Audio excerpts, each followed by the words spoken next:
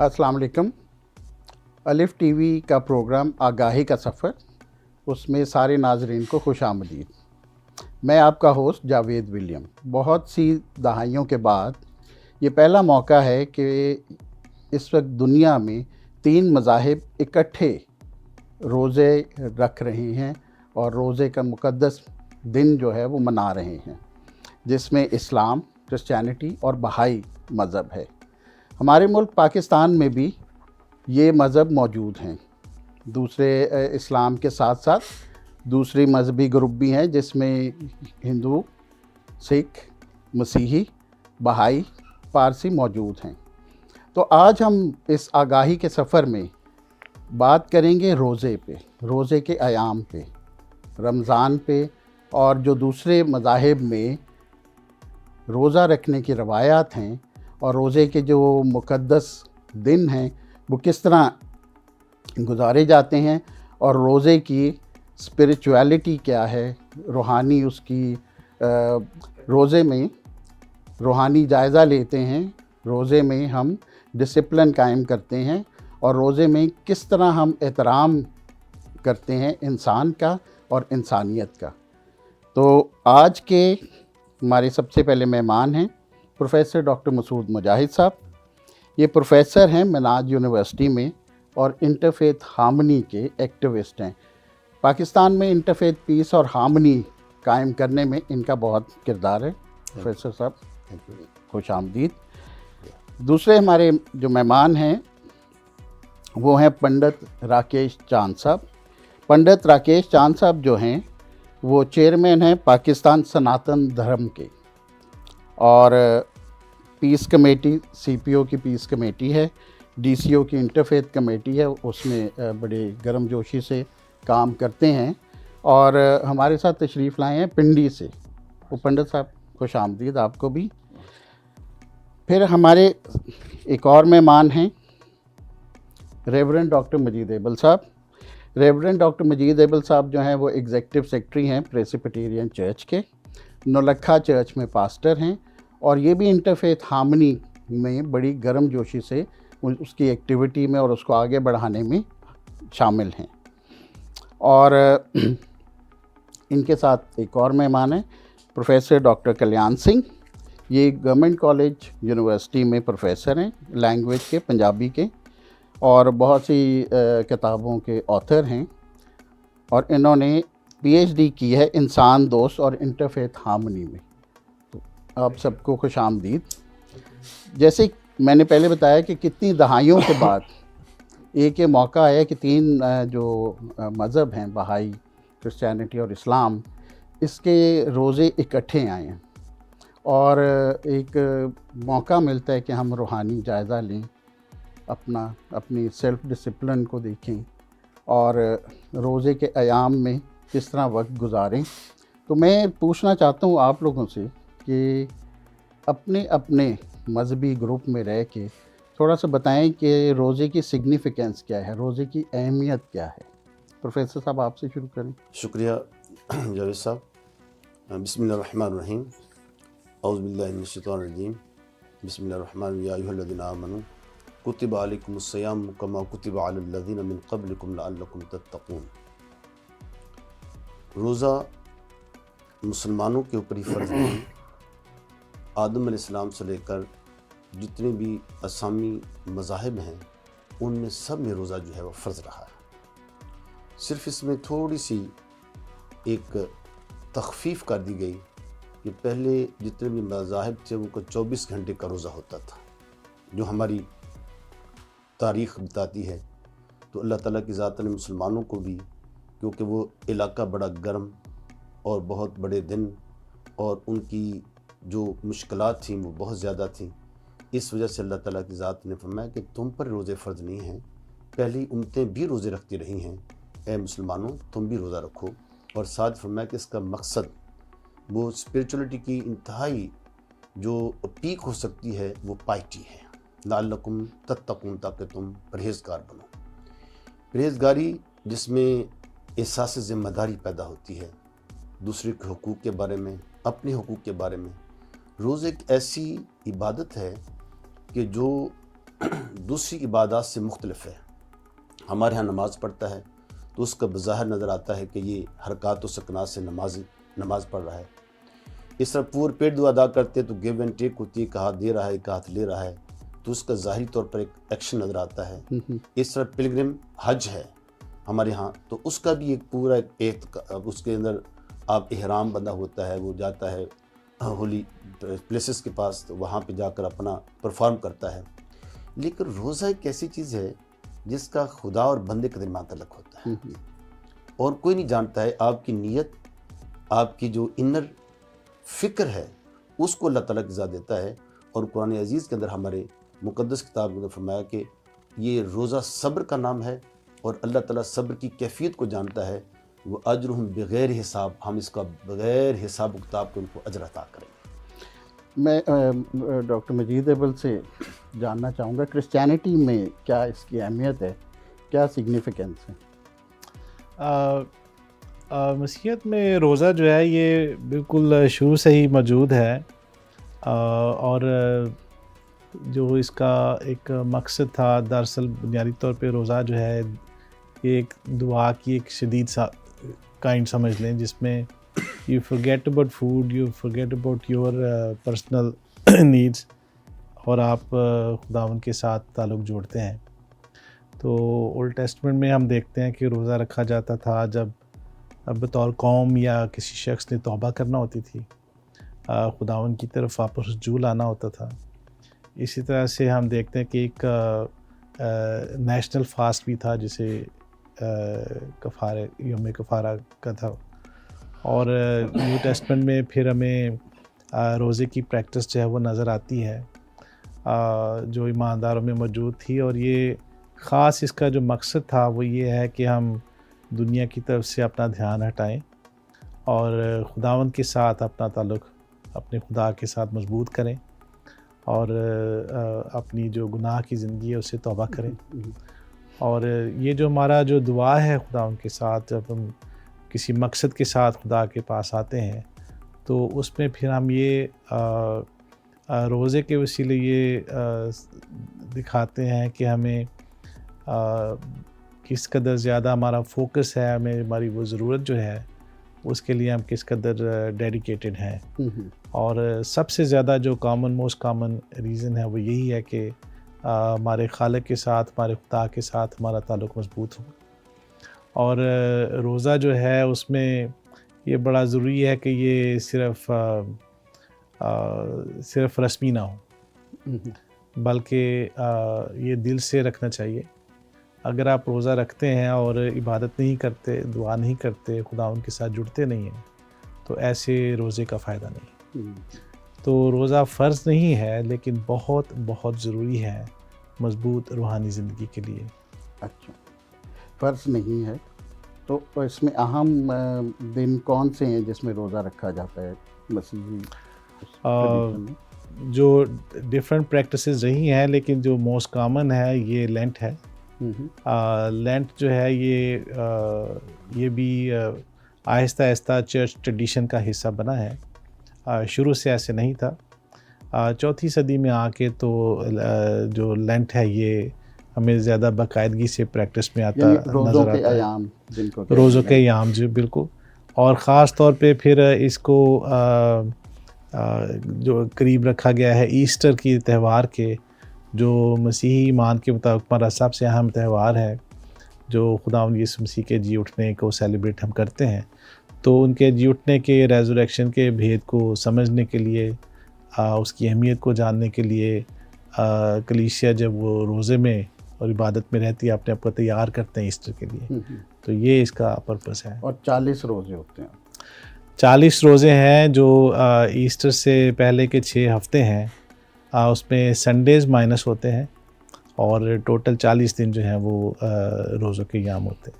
मैं आप दोबारा आऊँगा, जी। पहले पंडित जी से भी पूछें कि हिंदुइज़्म में रोज़े की अहमियत और हिंदुइज़्म में क्या आप रोज़े का एहतराम और क्या रवायत है?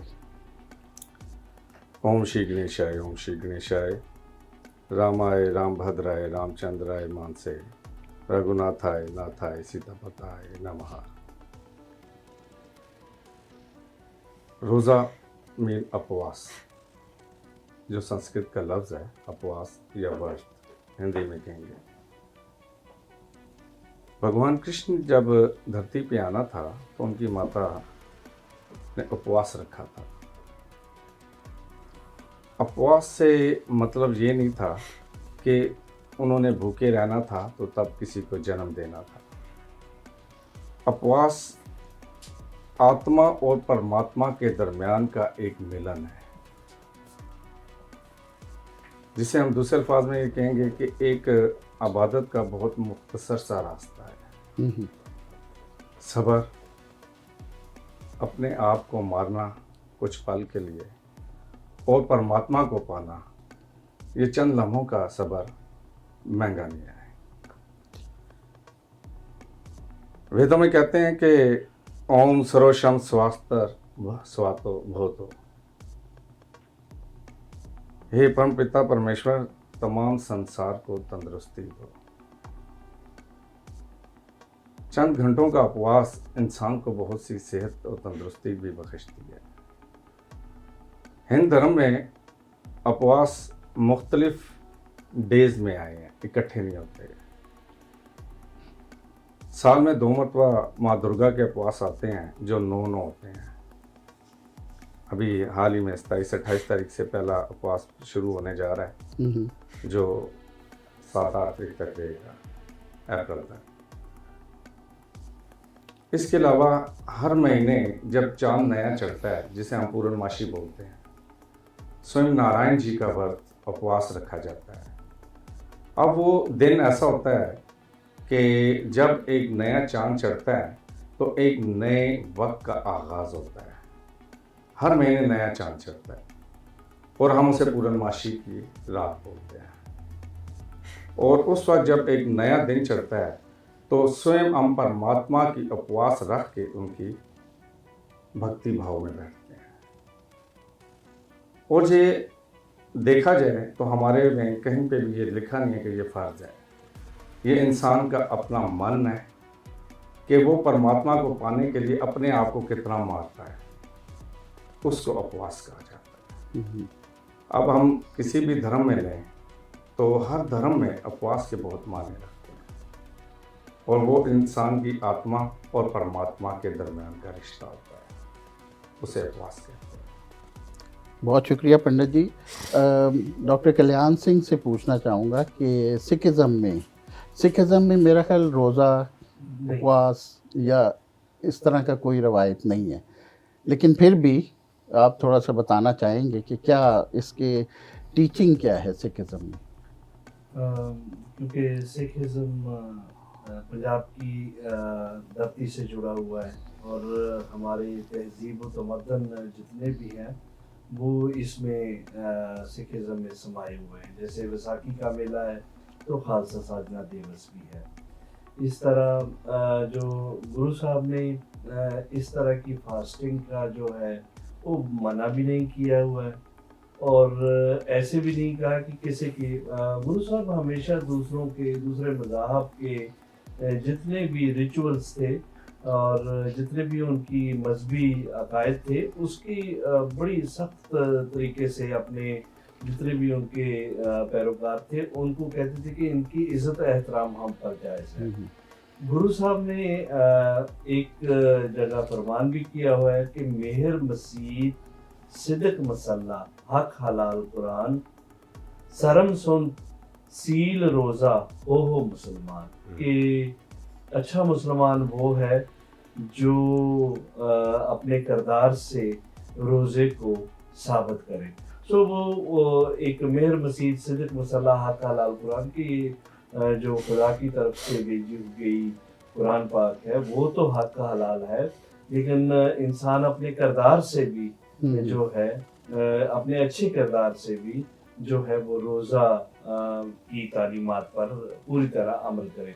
सिख मज़हब जो है बाकी तमाम मज़ाहब की, चाहे हिंदू मज़हब में नवरात्रे हों, क्रिश्चियनिटी में फास्टिंग हो, या जो हमारे मुसलमान भाइयों में रोज़ा हो, वो रमज़ान के महीने का पूरा एहतराम करते हैं और सेवा के तौर पे जो है एक जायज़ करार दिया कि इन सब के जितने भी मज़ाहब जो रोज़ा रखते हैं इनके इस पे लाजमी है कि वो तमाम की रमज़ान में हो चाहे नवरात्रे हो, वो इनकी सेवा ज़रूर करें। नाजरीन, वक्फा है ब्रेक का, ब्रेक के बाद फिर मुलाकात होती है।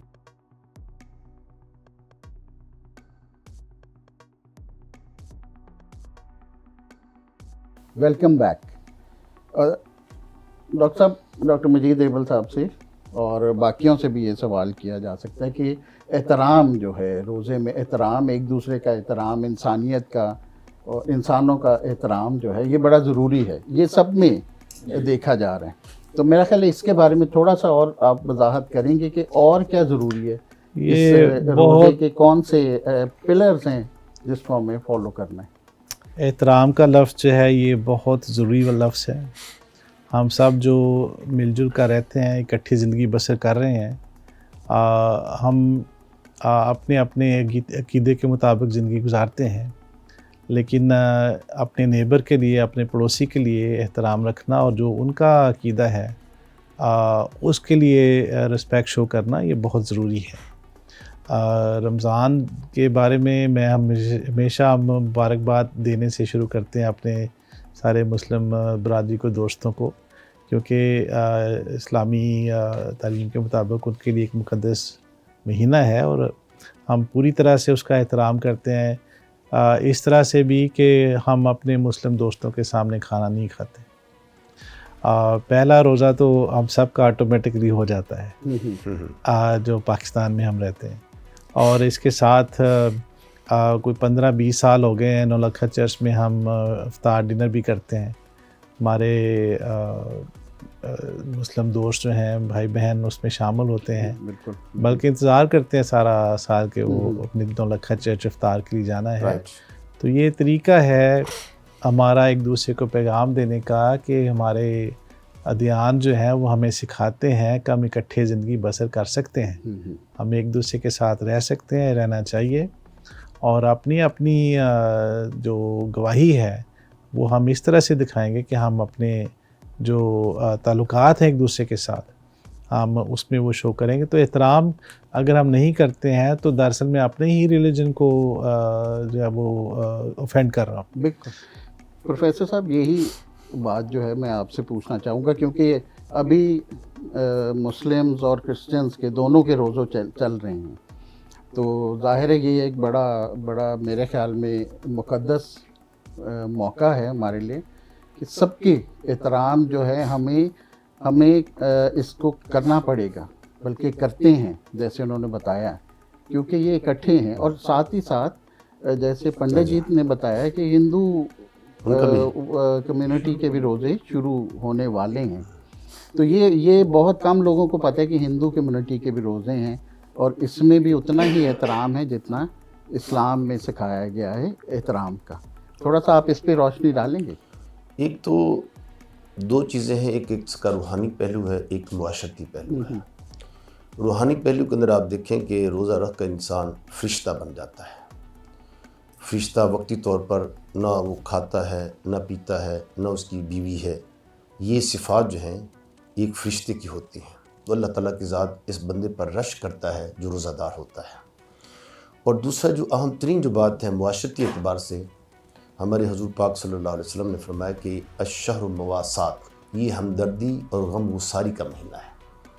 जो शख्स किसी दूसरे को, किसी भी रोज़ा आदमी को जो पुअर पेड है या उस डिज़र्व करता है, उसको रोज़ा रखाता है, उसको रोज़ा रखने वाले की तरह ही उसको अजर और सवाब दिया जाएगा।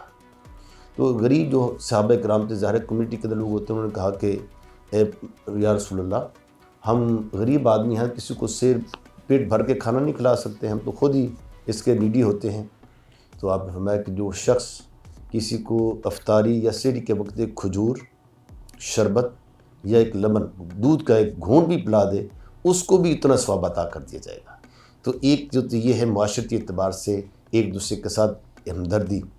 दूसरा जो अहम तरीन ज़िक्र जो किया है डॉक्टर साहब मजीद इब्न साहब ने, उसको मैं आगे सेकंड करते हुए कि रोज़ा रख करने के बाद, रोज़ा से पहले और रोज़ा के बाद में आपके फ़िक्र में, किरदार में, गुफ्तार में, सोच में क्या इनकलाब बरपा हुआ है।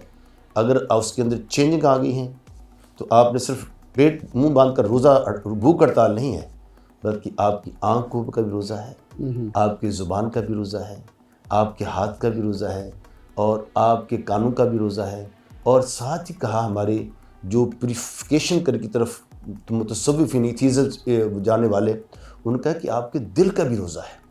उसमें आप देखें कि गैर कहा, किसी के बारे में बुराई, वसवसा, और साथ ही उसमें कहा किसी के बारे में बुरी इंटेंशन वो तो नहीं आ रही कहीं। ये एक ऐसी अपना मुहासबा है कि जिसकी वजह से एक निर्वाण और एक ताल्लुक़ पैदा हो जाता है। और अल्लाह ताला फरमाता है तखल्लुक़ु बि अख़लाक़िल्लाह, अल्लाह खुदावंद करीम फरमाते हैं कि उसने मेरी सिफ़तों को अपना लिया। मैं भी तो नहीं खाता ना पीता, बीवी से बिल्कुल अलहदा हूँ, इस बंदे ने मेरी सिफ़तों को अपनाया है, लिहाजा ये बंदा मुझे बड़ा ही महबूब हो गया है। अच्छा, एक मैं चीज़ देख रहा हूँ बड़ी कॉमन आ रही है कि चाँद का इसमें जो, क्योंकि क्रिश्चियनिटी में ये जो रोज़ों के अयाम हैं, लेंट के दिन हैं, ये भी चाँद को देख के चाँद की तारीख़ों पे होता है, और हिंदुइज़म में भी और इस्लाम में भी। तो चाँद बड़ा एक कॉमन फैक्टर है। ये क्या है, इस पे थोड़ी सी, ये कॉमन फैक्टर कहाँ से आया और ये सारे इस पे यकीन रखते हैं, ज़रा थोड़ा सा बताएंगे पंडित जी, आप रोशनी डालेंगे थोड़ी। जब हम सूर्यदेव और दूसरी बात करते हैं चंद्रमा की, तो हिंदुइज्म के अनुसार, सनातन धर्म की मैं बात करूँ कि सनातन धर्म के अनुसार हमारा कोई भी कार्य नए चांद से देख के आगाज़, क्योंकि नया जब चांद रहता है तो वो एक किस्म की कहने की एक नई पैदाइश और एक नया टाइम शुरू होता है। तो जो नया चांद चढ़ता है, जिसे हम पूर्णमासी का नाम देते हैं, तो वहाँ से कोई भी कार्य जो होता है वो उस नए चांद के पैदा होने से किया जाता है। तो इसी तरह जब हम उपवास खोलते हैं तो चांद देखते हैं, उपवास रखते हैं तो चांद देखते हैं। तो हमारा हर कार्य नए चांद के साथ। और मेरा ख्याल लेंट का सीज़न भी कुछ ऐसे ही शुरू होता है, इसी से शुरू होता है, लेकिन थोड़ा सा एक फार्मूला उसका फ़र्क है बनाया गया ताकि जैसे जो कमरी महीना है वो हमारे जो कैलेंडर प्रैक्टिस में उससे हट के आता है, डेट चेंज होती रहती है। तो इसका थोड़ा सा फार्मूला किया कि जो इक्विनॉक्स है जो 21 मार्च, तो उसके बाद जो फुल मून आएगा तो उसके साथ उसके सर्टेन पीरियड के बाद फिर ईस्टर होगा। तो इसका जो है ना, इस वजह से फिर वो जो लेंट है वो मार्च और अप्रैल ही के, ईस्टर के डेट जब मार्च और अप्रैल में ही आती है, तो उससे पहले के 6 हफ्ते जो वो लेंट का होता है। और ये रोज़ों में ये भी रोज़ा जो है कुछ लोगों के लिए एग्जेम्प्टेड है, जैसे हामला ख़वातीन के लिए, और ये भी कॉमन है, और जो लोग बीमार हैं उनके लिए भी एग्जेम्प्टेड है, ऐसे ही है। यस, उन्होंने अजीज़ के अंदर और सफ़र में जी इसी तरह ही मैं कि, लेकिन ये रोज़ा हमारे यहाँ तो फ़र्ज है, लेकिन अल्लाह ताला के साथ मैं कि युरीदुल्लाह बिकुमुल युसर वला युरीदु बिकुमुल उसर, अल्लाह ताला, क्योंकि एक सारे के सारे अध्ययन जो हैं, असामी जो है वो नेचुरल फितरती हैं। मैं अल्लाह ताला मुशक्क़त में तुम्हें डालना चाहता। अगर तुम्हें मुसाफिर हो, अगर बीमार हो, हामला ख़तून है, दूध पिलाने वाली ख़तून है, या इस तरह कोई ऐसा बूढ़ा हो गया है जो रोज़ा नहीं रखता, या ऐसा मर्ज़ कि जिसकी वजह से उसको रोज़ा रखेगा तो मज़ीद मर्ज़ बढ़ जाएगा, तो इस्लाम ने उसको रिलैक्सेशन दी है कि आप इनको, किसी आदमी को रोज़ा रखा कर उसका जितना भी अजर व सवाब तुम भी हासिल कर सकते हो, आपकी तरफ से ये सब फ़र्ज़ अदा हो जाएगा। यानी इसके अंदर भी देखें आप, दूसरे लोगों को यानी कि अहमियत दी गई कि ये खाली ना, लेकिन एहसास दिलाया गया कि रोज़े को आप महसूस करें ऑब्लिगेशन के तौर पर, ऑब्लिगेटरी तौर पर, और दूसरे को खाना खिला देंगे ताकि आप इसका आपका फ़र्ज़ अदा हो जाए। दूसरी जो अहम तीन जो बात इसके बारे में है कि इस इस्लाम के अंदर जैसे हर चीज़ की ज़कात होती है, इसमें ज़कात का रोज़े के अंदर भी गलती हो जाती है, उसके भी ज़कात की तरफ फरमाया कि ज़ाहिर कि ईद आती है हमारी, जैसे अब जिक्र किया कि ईद हमारे तो सारे का सारा निज़ाम इस्लाम का वो कमरी महीने के साथ है, चाँद के साथ है। हमारी ईदें हैं वो चाँद के साथ हैं, हज चाँद के साथ है, रोज़ा चाँद के साथ है, ज़कात चाँद के साथ है, हर इन तमाम के तमाम। और साथ ही फरमाया कि जब ईद आती है तो ज़ाहिर कि खुशियाँ होती हैं कि अपने पूरे एक महीना रोज़ा रखा है, और मैं उस खुशी के अंदर अपने गरीब भाइयों को भी शामिल करके उनको फितराना, जो आपके रोज़े के अंदर कोई कमी काजी रह गई है, जैसे माल के अंदर ज़कात देते हैं, इस तरह रोज़े की ज़कात दें ताकि उनको गरीब आदमियों को भी अपनी खुशियों में शामिल करके अपनी खुशियों का इजहार कर दिया जाए। इसमें एक चीज़ मैं डॉक्टर मजीद एबल से पूछना चाहूँगा और पंडित जी से भी, कि आम लोगों का ख्याल है कि जो मसीही रोज़े हैं उसमें सब कुछ खा पी सकते हैं, ये आम लोगों का ख्याल है, और इसी तरह हिंदुइज़्म में भी। तो इसके बारे में थोड़ा सा बता दें ताकि हमारे नाज़रीन को पता चले कि किस तरह रोज़े का एहतराम और किस तरह रोज़े की रवायत क्या है। जो मसीही रोज़ा जो एक स्टैंडर्ड है वो 24 घंटे का रोज़ा है, और इसमें ना खाना ना पीना किया जाता है। लेकिन जैसे मैंने पहले कहा कि चूँकि ये फ़र्ज़ भी नहीं है और इसके ऊपर कोई हार्ड एंड फास्ट रूल्स भी नहीं दिए गए हैं, जो ज़्यादा ज़रूरी है वो आपकी नीयत है कि आप रोज़ा रखें तो उस वक्त में आप एक तो जो आपने स्पिरिचुअली अपने लिए डिटरमिन किया है आप उसके साथ कमिटेड रहें, उसको चेंज नहीं करें। और दूसरा ये है कि आप उसमें वक्त जो है वो इबादत के लिए, दुआ के लिए उसमें वक्त रखें, खुदावंद के साथ वक्त गुजारें, और इसके साथ साथ दूसरों का ख्याल रखें, ये जो अपने पड़ोसी का ख्याल रखें, ये सारी चीज़ें उसमें शामिल हैं। 3 तरह के अक़साम हमें रोज़े की जो एग्ज़ाम्पल्स हैं वो बाइबल मुक़द्दस में नज़र आती हैं जी। एक है एब्सोल्यूट फास्ट है, जिसमें खाना और पीना क्लियरली लिखा है कि वो नहीं किया गया, और उसकी ड्यूरेशन भी 1 दिन भी है, 3 दिन भी है, 40 दिन भी है। जो मूसा का फास्टिंग सबसे लंबा फास्ट था, 80 डेज़ था, 40 दिन और 40 दिन 2 दिन वो जुड़ गया साथ। तो वो सुपर नेचुरल एक थी किस्म रोज़े की। खुदावंद यीशु मसीह का जो फास्ट है वो 40 दिन का है। आमतौर पे लोग सोचते हैं कि शायद उन्होंने 40 रोज़े रखे तो इसलिए हम 40 रोज़े रखते हैं, लेकिन अदद 40 रोज़े, लेकिन वो एक रोज़ा था। और इस तरह से जो रोज़े में खाने पीने के ताल्लुक़ से ये है कि जो एब्सोल्यूट फास्ट है उसमें ना खाया जाए ना पिया जाए। अगर कोई उस तरह से नहीं रख सकता, किसी की सेहत इजाज़त नहीं देती, तो वो खाना खाने से परहेज़ करते हैं, और उसमें पानी की ममानत नहीं है। कुछ ऐसी भी हमें टाइप नज़र आती है जिसको हम पार्शियल फास्ट कहते हैं। जैसे दानियल के वक्त में हम पढ़ते हैं कि वो साग पात पे आ गए, तो उन्होंने मुरगन ग़िज़ाएँ छोड़ी। अच्छा। तो ये डिफरेंट टाइप्स के हमें फास्टिंग जो है बाइबल मुक़द्दस में इसकी नज़र आती है। जो ज़्यादा कॉमन है वो 24 घंटे ही का रोज़ा है, और उसमें खाना और पीना दोनों छोड़े जाते हैं। लेकिन बड़ी ज़रूरी शर्त यह है कि आप सिर्फ़ खाना पीना छोड़ेंगे तो वो कबूल नहीं होगा। नियत आपने उसमें दुआ भी किया है, बंदगी की है कि नहीं की है। जैसे मैंने कहा कि जो रोज़ा है ये दुआ की एक शदीद शक्ल है।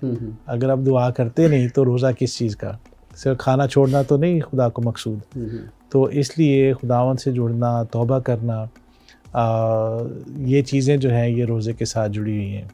बहुत दफ़ा हम ऐसे होता है कि हम बस जनरल दुआ करके खुद ही भूल जाते हैं कि हमने अल्लाह ताला से, खुदा से कुछ मांगा भी था।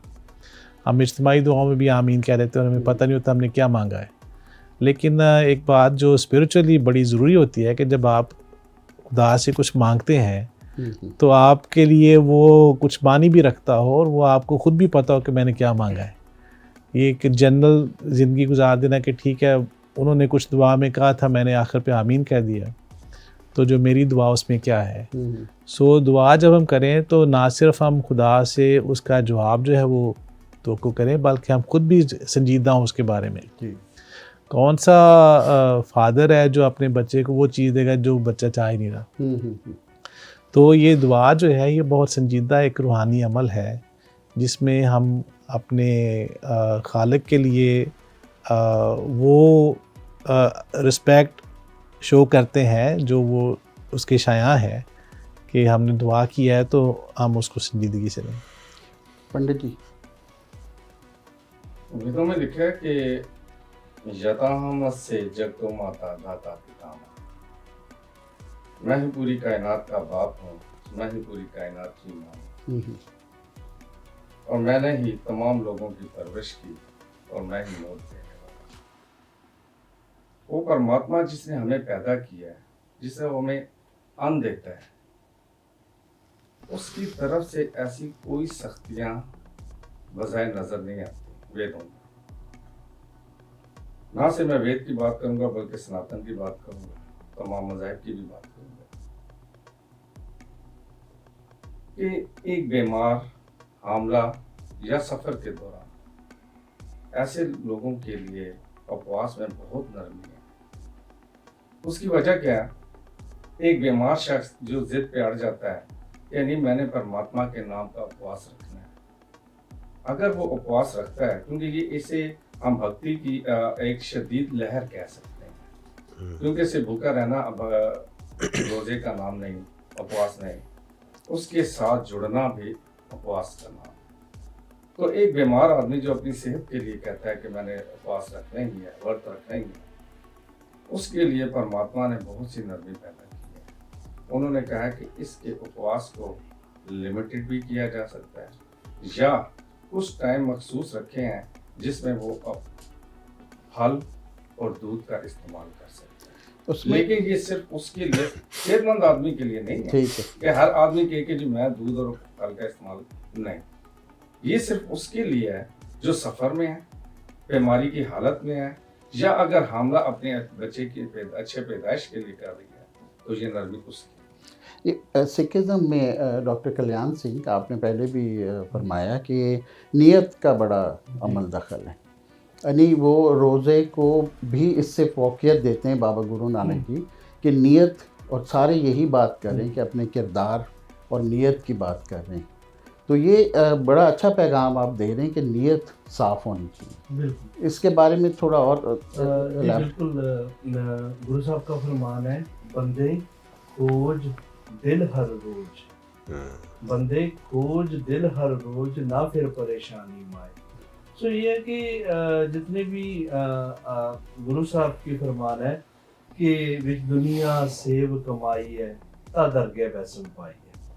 सो ये कि इस दुनिया में आपने सेवा कैसे करनी है इन तमाम लोगों की जिन्होंने फास्टिंग रखी है, खुदा के लिए रखी है, और उसी प्रभु की ये मखलूक़ात है और यही इंसानियत है कि हमने इन सब लोगों की अफ्तारी करवानी है, हमने इन सब लोगों की सेवा करनी है।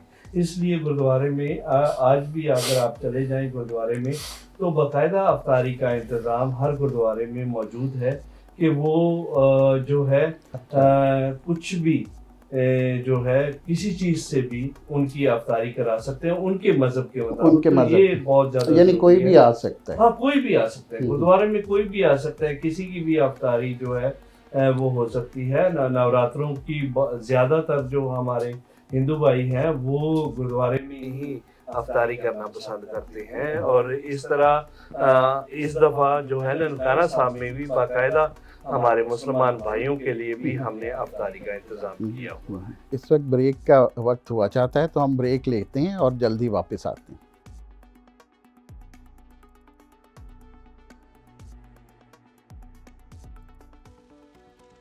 Welcome back. हम बात कर रहे थे रोज़ों के अयाम, लेंट, रमज़ान पे, और किस तरह मुख्तलिफ़ मज़ाहिब में रोज़ों का एहतराम होता है, रोज़े रखे जाते हैं।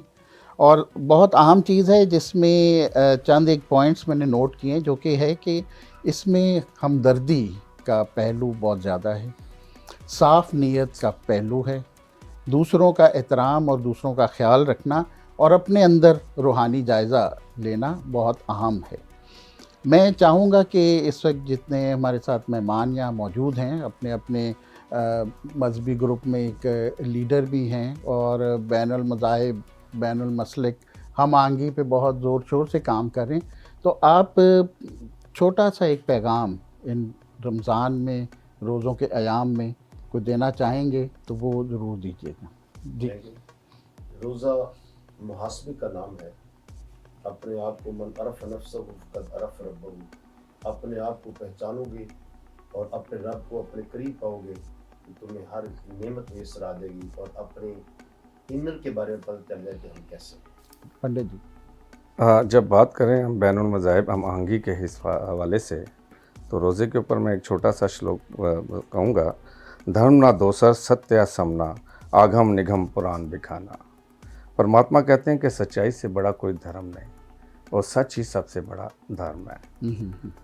उपवास हो, व्रत हो, तमाम मज़ाहिब को एक साथ लेके चलना और दूसरों की रिस्पेक्ट करना, ये एक कुर्बानी और जज्बे का नाम है। बहुत अच्छी और मैं समझता हूँ कि उपवास या रोज़ा मुख्तलिफ नहीं है, सिर्फ उसे संस्कृत में कह दिया गया, यहाँ अरबी या उर्दू में लफ्ज़ है, मानी एक है, अपने परमात्मा के साथ आत्मा को लीन करना, इसका नाम उपवास है।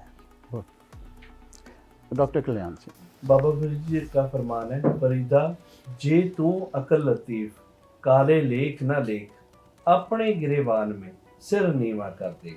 और गुरु साहब ने इस चीज़ को इस तरह फरमाया है कि हम नहीं चंगे, बुरा नहीं कोई।